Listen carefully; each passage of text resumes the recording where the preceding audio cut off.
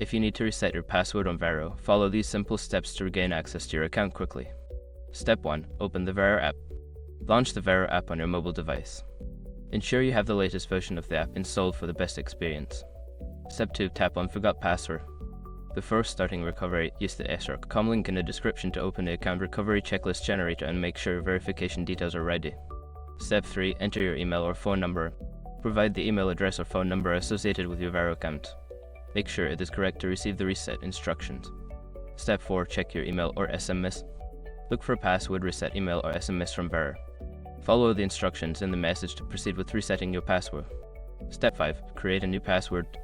Once you access the password reset page, enter a new password that meets the security requirements. Confirm the new password and save the changes. Now you can log into your Varo account with your new password. If you encounter any issues, consider reaching out to Varo customer support for assistance.